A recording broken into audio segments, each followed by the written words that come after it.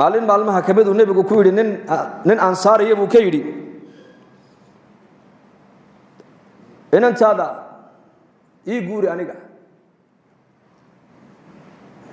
markaasuu yiri ninkii ansaarigi nacamma wa qurratu aynin buu oo nabi allah adiga ayaa ku heli kara buu adiga ayaa ku heli kara markaa buu nabigu anigu mar rabiye waxaan u rabaa julaybiib wuxuu ahaa nin magaalada madiino dhan guri walba lagaga sheekaysto la yaqaan dabeecadiisa oo dabeecad waxa lagu yaqaan xoogaha akhlaaq xumo ah dadka ayuu la kaftami jiray xataa haweenku la kaftami jiray markaas dadka reer madiino dhan waxa isku sheegeen gabdhihiina julaybiib ha iskaga dhisina waa nin dabeecadiisu aan fiicnayn oo dumarka meelaha iska marmarayo hadduu doono la kaftama marka waa nin akhlaaq xun weeyaan akhlaaqdiisaasi aan wanaagsanayn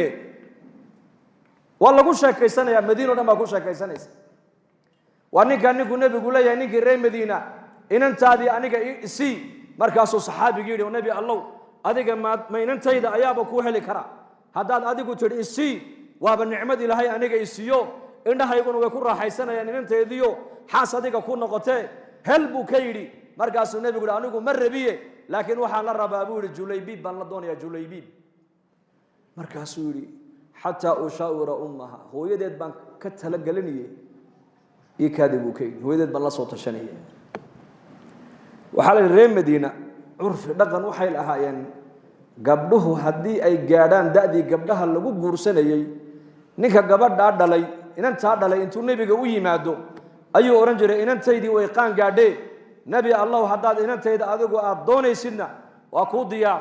haddaad cid kale u doonaysana waa kuu diyaar dadka qofka aad khayr ku tuhmayso inaad inantaada la doondoonataa waa min asunna weeyaan xabsa binta cumar markuu ninkeedii ka dhintay cumar binu khataab intuu socday ayuu cuthmaan u sheeguu ku yidhi haddaad doonto inantayda xabsa waan kuu dhisi markaasuu cusmaan yidhi waan soo fikiri isku noqday markaasuu yidhi yaa cumar waan fikirayoo waxaa ii soo baxday sanadkaa maanta inaanan guursane hay sugine walaal iga raalli ahow jazaaka allaha khayr buu ka yidhi haddana maalin kale cumar socdo abubakar buu la doontay xabsa wuxuu yidhi yaa abaabakar sidiiq haddaad doonto inantayda xabsa waan kuu dhisi waa kuu diyaar markaasuu abubakar uu ka aamusay limaada muxuu cumar inantiisa xabsa uu cuthmaan iyo cumar iyo abubakar ugu bandhigayaa ma taqaanaa curfiga beriga muslimiintu ay lahaayeen waxaa ka mid ahaa inantu hadday gaadhagdaadii gabdhaha lagu guursanayey waxaa u soo haasaawaya aabbaheed walaalkeed adeerkeed iyo abtigeed halka inaku aan leenahay soo eegeego waxaan idhahnaa ya aabba mid shaqeeyo uun dee ya weliba hay-adaha u shaqeeya hay-adaha ogaa hay-adaha kharash badan baryahan moogtahay laa ilaaha ila allah soo eegeega maaha adaal inantaadu inay dibadda u soo baxda maaha waqarna fii buyuutikunna inantaadu waa inay xagga dambe fadhidaa jilbaabka ugu horeeya gabadha muslimaddu ay xidhanayso waa inay gurijoog noqoto weeyaan baahideeda wixii dibadda ka yaallana markay u baahan tahay ama aabbaheed ama walaalkeed ama inankeeda ama adeerkeedu aabba la dhashay ama abtigeed hooye la dhashay ama walaalkeed baa soo kaxaynaya oo soo raacaya limaada maxay u soo raacayaan maahin tasallut iyo saytarayn gabdhaha la saytaraynayo oo ikhtiyaarka laga qaadaya hamoodin inan yahay muslimadii bal adigu ku ilaalinaya waa gaardagoorkaagii waa kii ku ilaalinayey adigu kaa ilaalinaya cadowgu kaa ilaalinaya tuugtuu kaa ilaalinaya dadka mujrimiintu kaa ilaalinaya fasaqadu kaa ilaalinaya sida lacagta iyo dhaymanka meel qaaliya loo dhigo meel aan la arkayn loogu rido ayaa gabadha muslimadda ee mu'minadda ay diinta islaamku meel fiican u dhigtay aday ku ilaalinayaan inagana maanta waxaa laga dhaadhiciyey diinta islaamku dumarka ikhtiyaarkii bay ka qaado aqalada fadhiya bay tidhi aqalka fadhi sharaftaada aqalka inaad fadhida kuugu filan sharaf bay kuu tahay guriga inaad fadhido soo dhuun doona maaha abibakr cumar isagaa u doonto u haasaaway inantiisii inanta aad dhashay dadka aad khayr ku tuhmayso inaad u bandhigtaana ceeb maaha maanta inaga xaggeena waxaa loo arkaa hadduu ninku inantiisa uu ragga u yar u soo haasaawo waxa la is oran buu isleeyahay war matu cagalu hayaa uu nagu camaynaya may Umar baa socdo Uthman u bandhigay Uthman uu jawaabay Abu Bakar buu u bandhigay Abu Bakar waa ka aamusay muddo yar kadib waxa soo doonay Xafsa radiyallahu anha Nabi Muhammad baa soo doonay alayhi salaatu wasalaam dadna markaa uu nabigu guursaday markii guurkaasi uu dhamaaday ayaa maalin dambe Umar iyo Abu Bakar baa kulmay Abu Bakar baa hadalka qaato yiri yaa Umar malaha qalbiga waxbaad igu haysaa markaas uu ha aan kugu hayaa hortaabaan Uthman u bandhigay uu ii jawaabay jawaab waafi uu siiyay adigana waa ku bandhigay waadiga aamustay haayana imaad oran mayana imaad oran markaas Abu Bakar ku yiri anigu waxaan ogaa Nabi Muhammad oo Xafsa hadal hayaan ogaa markaas sirta nabiga inaan sheegan diidana hadduu nabigu Xafsa uu dhaafi lahaa uu iska dayni lahaana wallahi ana ka guursan lahaa buu kay saasa marka nabigu ku ogaaday reerkan reer Madiina reerkan ansaareed gabadhoodu inay qaan gaadhay waxa uu nabigu ku ogaaday baa la yiri nin kasto ansaariya hadday inantiisu qaan gaadho intuu nabiga u yimaado oran jiray ya rasuulullah gabadhaydii way gaadhay daadii gabdhaha lagu bixinaye haddaad adigu doontana waa ku diyaar haddaad cid kale u rabtana waa diyaar saasuu nabigu marka u weydiistay ku yiri inantiina ii dhisa markaasuu nicma wa qurratu aynin ya rasuulullah wa ni'mad isheeduna way ku qabow way ku raaxaysaniye waad heshaa markaasuu nabigu ku yiri anigu maaha waxa rabee waxaan u rabaa Julaybibna waa ninkan ii soo sheego waa la yaqaan dabiicadiisa markaasuu Julaybib ha u istaagay ninkii inanta hooyadeed ban la soo tashanaya dabaliikaadi markaabuu nabigu hay la soo tasho markaasuu ninkii saxaabigii islaantiisii u yimiday wuxuu yiri inanteeni waa la soo doonay ayaa soo doonay bay ku tiri markaasuu rasuulkii Ilaahay ba soo doonay markaa bay tiri ni'ama wa qurratu aynin wa qurratu ayn wallahi wa ni'mad waana ku raaxaysanayna indhahayna ku farxaye waan siinay nabi Muhammad markaasuu nabigu naftiisa uma rabo markaa bay tiri hada ayuu rabaa markaasuu Julaybiba saasay tiri Julaybib markaasay tiri may Julaybib ma siinin inantayada hebel baa soo doonay waanu diidnay hebel kala soo doonay waanu diidnay Julaybib waa ninka taqaanid adiguna ee magaalada Madiina oo dhan lagu hadal hayay lagu ballamay inaan inanba loo dhisin war Julaybib u dhisamayna qof kale nabigu ha keeno hadalka markay ku tiru ninkii soo jeestay ayay inantii oo xagga dambe ku jirta ayaa tiri hooyo aniga dhageysta ma nabi Muhammad baad amarkiisa celinaysan bay ku tiri ma nabi Muhammad alayhi salatu wassalam oo aniga ibixiyay oo Julaybib yiri siiya miyaad amarka nabi Muhammad celinaysan oo diidaysan wallahi bay tiri halka uu nabi Muhammad raaliga uu igala noqday aniguna raali baan ka ahay ibixiya bay ku tiri markaas ay ku tiri islaantii waa run hadalkaasi orodoo nabiga u sheego ku dheh halkaad raaliga adigu baad kala noqotay inantayadii anaguna raali baan kala noqonay markaas saxaabigii baa nabiga u yimid oo nabi Allah inantii Julaybib waan siinay guurkii uu Julaybib u diyaar garoobayo ayaa waxa dhacday fazca waxa la maqlay cadow inuu soo socdo ciidankii baxayay buu markaa Julaybib u raacay markii la dagaalamay ee gaaladii la jabiyay la laayay ay baxsadeen ee meydkii dhaawacii la kala guranayo ayuu nabigu saxaabadii ku yiri war anigu nin baan tabaya war nin baan arki lahay markaas la yiri nabi Allah waa ninkee markaas Julaybib awaya markaas meydkiisa la doondoonay waxa la arkay isagoo 7 mushrikiin intuu dhulka dhigay isagana markii dambe lagu daro meeyda oo dul yaala markaa buu nabigu yiri wallahi kaas Julaybib anu iga mid yahay aniguna isagaan ka mid ahay 3 jeer ayuu nabigu hadalka ku celiyay ila anigu Julaybib anu iga mid yahay ana isagaan ka mid ahay waa maxay sidii aan raaliga ka ahaabo u dhintay weeyaan waa iga mid maalinka qiyaamahana jannada waa rafiiqiga weeyaan markaasuu nabigu gabadhii buu xasuustay gabadhii cajiibka ahayd markaasuu ilaahu gabadhaas ilaahu arsaaqada sida roobka ilaahu kaga dhig khayrka ilaahu sida roobka kaga dhig maciishadan ilaahu ciriiri weligeed ha ka gelin buu rasuulku yiri gabadh carmala oo ka baraka badan oo ka xoolo badan bay yiraahdeen asxaabadu nama soo marin gabadha mooyaane laana ducada nabigeena ku dhacday sallallahu alayhi wasallam marka nabiga alayhi salaatu wasalaam qadarkiisay garanayaan qiimihiisay garanayaan nabiga alayhi salaatu wasalaam ayaa suuqa madiina isagoo maraya nin wuxuu arkay awr iibinaya markaasuu nabigu yiri awrka ma iibinaysaa ha imisa inta way heshiiyeen markaabuu nabigu ku yiri soo raac awrka lacagtiisa ma ku siinayay waa nin reer baadiya ma garanay nabiga sallallahu alayhi wasallam magaalada madiina wuxuu soo galay awrka inuu iibiyo hogaankii buu hayaa rasuulku daba socda markaabuu nabigu degdegay maadaama nabigu xaq lagu leeyahay wuxuu doonayaa inuu ninkan hore lacagtiisa u siiyo ninkii reer baadiyana aayar buu u socdaa maadaama safar ka soo galuu soo daalay aayar buu u socdaa oo daba bildhaansanaya markaabuu nabigu soo daymooday wuxuu arkay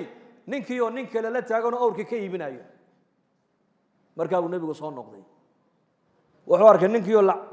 lacag loo tirinayaba markaasuu nabigu ku yiri war xagee soonigii kala iibsanay ma ninkii reer baadiya yidhi gama iibsan markaabuu nabigu waan heshiinay tamma albay' qiimihiina waan ka wada hadallo waan isla afgaranay waxaad hadda ila socotay kaliya inaan lacagtiisa ku soo siiyo markaasuu ninkii yidhi may igama iibsan markaabuu nabigu leeyahay war waan ka iibsaday muslimiintii reer madiina oo dhan baa ku soo ururay waa la isku dhageysanayaa acraabigii wuxuu leeyahay igamaad iibsan nabiguna waxa uu leeyahay war waan kaa iibsaday waan kaa gatay iyo igamaad gadan ninkii acraabiga yidhi war inaad iga iibsatay markhaati ma haysataa markaabuu nabigu dadka sidaa u eegay khusaymata ibnu thaabit nin la yidhaah oo reer madiina soo boodo yidhi anaa markhaatiya buu yidhi inuu nabi maxamed calayhi salaatu wasalaam uu iibsaday maaragtaane awrka inuu kaa iibsaday anaa maraga furaaya markaabuu nabigu sidaa u eegay khusayma yaa khusayma markaan ninkan kale iibsanayna meesha maad joogine seed markhaatiga aniga aad iigu qaadaysaa markaasuu yidhi yaa rasuula allah warkii samada ilaahay kaaga soo dhiibay ee jibriil uu kuu keenay baan kaa rumayne ma bini aadamkan aad baan u sheegi buu yidhi ma bayciga addoonkan ina dhex maray baad been ka sheegi inaad ka iibsatay waxaan ku rumaystay tiridda aad tidhi waan kaa iibsaday intaa baan ku sadaqay buu yidhi markaabuu nabigu calayhi salaatu wasalaam wuxuu yidhi maanta laga bilaaba khusaymata ibnu thaabit saxaabiga la yidhaahdo maanta laga bilaabaa halka laba nin marag looga baahan yahay isaga keligii baa ku filan buu rasuulku yidhi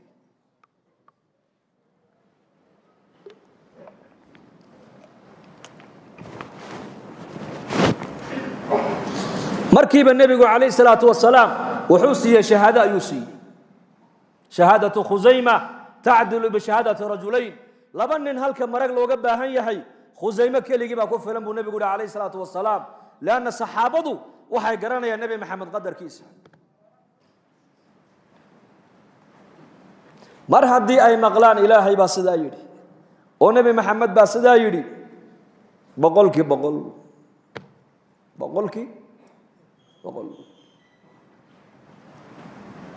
baad gaalada qureysheed aad u wadaa markaasay tidhi may kalla xaasha hay wax sir anu nigama sido may sir baad naga wadaa iyo nigama sido markay qof run u sheegaya iska dhigtay ayay labadoodii ka soo noqdeen baa la yidhi kolka in yar soo noqdeen cali baa yidhi oo ma warkeegaan rumaysanay oo warkii nebigaan beeninay buu yidhi nebi maxamed baa nagu yidhi sir aan leenahay ayay gabadhaasi qurayshta mushrikiinta u wadaa ee sirtaa ka soo qaada maadaamuu nebi maxamed uu yidhi ma warkeegii intoon rumaynay ayaan warkii nebigana been ka soo qaadnaa buu yidhi sawna ka halaagsanay ma haddaan sidaa ku noqono cali baa ku soo noqday oo ku dhiiradoo yidhi sirtaa aad naga wadid nebi maxamed baa ku sheegay haddaad sirtaa halkaas soo dhigi weydid gacmahaygaan kuula iman buu ka yidhi markay aragtay labada nin dhiiranaanta ka muuqata iyo sida khabarka nebi maxamed uu soo sheegay boqolkii boqol ay u rumaysan yihiin ayay tidhi ii kaadiya haddaba intay sii jeesatay mara timihii intay furtay timaheygii tadcanaa ayaa warqad intaa le ka soo saartay warqadii bay nabiga u keeneen sallallahu alayhi wasallam yaa rasuul allah waatan gabadha sirtay waday warqadda ninkii qoray masaajidka nabigu dhex fadhiya xalaqadu dhageysanaya waa la furay waa la akhriyay risaaladani waxay ka socotaa xaatib ibn abi baltaca waxay ku socotaa quraysh bay ku socotaa waxa ka waramay marka uu quraysh uga waramaya sirtii nabi maxamed sirtii ciidanka dawladda islaamka sirteedii buu gudbiyay markaasuu nabigu sallallahu alayhi wasallam midabkiisa beddelmay rasuulka halkan umar baa joogo markiiba kacoo yiri yaa rasuul allah ninkan munaafiqay nagu jira ee sirteeni galada u sheegayay ana qoorta ka goynayay ugu fasax buu ka yiri markaa uu nabigu umar u kaadi degdegin ya xaatib labbayk ya rasuul allah saasuu leeyahay labbayk ya rasuul allah sarakac buu ka yiri ustaag sirteena inaad gaalada u sheegtay maxaa kugu ajburay bal sheeg buu ka yiri wuxuu yaa rasuul allah waan sheegay runtana waan sheegay buu yiri raga muhaajiriinta reerahoogii ubadkoogii makay kaga yimaadeen nin walba qabiilkiisii baa maka u difaacaya ubadkiisii iyo reerkiisii iyo hantidii maka uu ku lahaa reerkiisii baa u difaacaya aniga magaalada maka degaankayga ma aha ubadkayga iyo reerkayga baa quraysh kaga dhex imiday haddii waxaan is idhi haddaad intaa yaroo sir ah aad gaalada u sheegto qurayshta waxay is odhanayaan xaatib inninkuu inaga mid yahay reerkiisa daranyada uga dhaba intaasun baan uga jeeday bas inay ubadkayga iyo reerkayga ii badbaadiyaan oo ii nabadgeliyaan baan uga dan lahaaye gaalnimo igama ah munaafiqnimona igama ah bal waxaan ahay muumin baan ahay nabi allow sirtaada sababtaan u sheegayna taasun baa igu kaliftay bas inay reerkayga la ii nabadgeliyo oy quraysh igu xisaabtamaan ay yidhaahdaan ninkaasi annagu meesha noo joogaayo reerkiisa daranyada uga dhaba oo ha ka dhibaataysanin ha ka dhibina markaa buu nabigu aamusay sallallahu alayhi wasallam ila ninkani dambi weyn buu galay sirtii dawladda islaamku gaalada u gudbiyay markaasaa nabigu aamusay isla markii nabigu halkii fadhiya ayaa fi suurati awaa'il suurati almumtahin ya ayuha alladhina aamanuu laa tattakhiduu caduwii wa caduwakum awliyaa tulquuna ilayhim bilmawaddah ila aakhiri alaaya suuradda awalkeega aayadaha ugu horeeya ayaa ilaahay tabaaraka wa tacaala wuxuu ku cadeeyay inuu ninkani xaatib uu ka mid yahay duulka muuminiinta ilaahay nabigu rumaysan inuu ka mid yahay buu ilaahay cadeeyay iimaankiisii baa ilaahay cadeeyay iimaan baa loo markhaati furay inuu muumin yahay markaasaa looga digoo la yidhi kaa isagoo keliya maahine bal muuminiintoo dhan waxaa la amrayaa inay gaalada maadaama gaaladu ay yihiin cadowgoogii iyo cadowgii ilaahay cadowgii rasuulka inaysan awliya ka dhigan iyo asxaab ka dhigan oo ay saaxiiba ka dhigan maanta laga bilaaba markaa buu nabigu cumar buu eegay yaa cumar xaatib waa kaasoo qur-aankii baa ilaahay tabaaraka wa tacaala ku shaafiyey oo qur-aankii baa caddeeyey iimaankiisa dembiga u galayna inuu dib dambe ugu noqonna waa looga digay laakiin cumarow waxaad ogeyn ahlalbedri buu ahaa ninkani waa reer beder waa 313 nin ee dagaalka bederigala qayb gashay weeyaan ahlalbedrina ma taqaanaa darajadooda waxaa la yidhi yaa ahla bedrin ifcaluu maa shi'tum faqad gufira lakum yaa ahla bedrin waxaad doontaan ba sameeya ininka dembigiinni waa la dhaafay waxaad doontaan sameeya macnuhu maahin dunuubta ku dhaca maaha ninka bedriga hadduu gafana baa la yidhi uu dembi ka dhacana su'ul khaatimo ku dhimani maaye xusnul khaatima iyo ku dhiman doona marka u dambaysa laana maalintaas ay ilaahay aqbalay maalintii tirada muslimiintu ay yarayd ee gaaladuna ay soo duuleen iyagoona dagaal ku talagelin ayuu nabigu u saaray macrakatu badr aynay soo qabtaan ciira quraysh dagaal umay jeedin laakiin ilaahay baa qadaray dagaal meesha inuu ka dhaco waxay la yimaadeen niyadda bay la yimaadeen diinta inay difaacayaan xataa nazala jibriilu calayhi salaam maalin maalmaha ka mida jibriil baa soo degoo yidhi maa tacuduuna ahla albadr fiikum yaa muxamed raggaa dagaalka beder kaala qayb galay agtiina qiimahay ka leeyihiin bal ii sheeg oo halkeed maxaad ku aragtaan markaasuu nebigu uhi min afdali almu'miniin mu'miniinta kuwa ugu fadli badan inay yihiin baan u aragnaa buu rasuulku yidhi markaasuu jibriilna yidhi wakadalika miman shahida badran min almalaa'ikati sidaasoo kale annaguna haddaan malaa'ig nahay malaa'igtii dagaalka badar soo dhaadhacdee nagala qayb gashay waxaa loo arkaa inay yihiin kuwa malaa'igta ugu fadli badan taqdiir wamaa qadaru llaha xaqa qadrihi ay maa carafuuhu xaqa macrifatihi wamaa cadamuuhu xaqa cadamatihi qadarkii ilaahay uu lahaa manu garan maanta qadarkii nebigeennu uu lahaa calayhi salaatu wasalaam manu garan laakiin raggaasaa gartay qadarkii rasuulkeenna qadarkii nebi maxamed bay garteen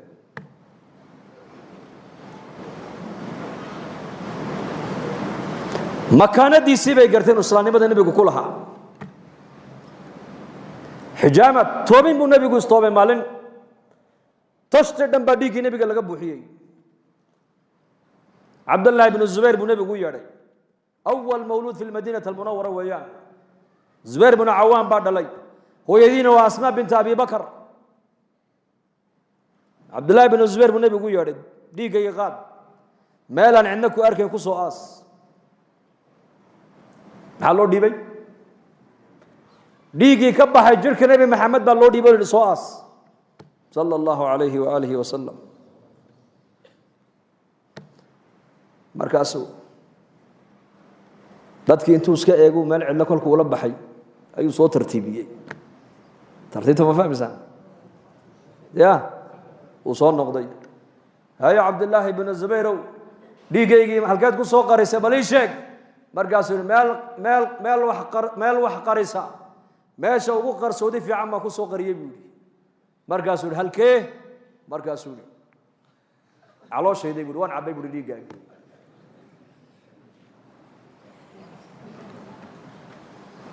dhiiggii nebi maxamed dhulka inuu ku shubo waa u diiday saasuu la fadhiistay u cabbay markaasuu yihi walima sharabtahu maxaad u cabtay buu ka yidhi waylun laka min annaasi wawaylun linnaasi minka buu ka yidhi waylun laka min annaas wawaylun linnaasi minka ya bna zubayr cidda aad dagaal ku qaadana way ba'day cidda dagaal kugu soo qaadana way ba'day buu rasuulku ku yidhi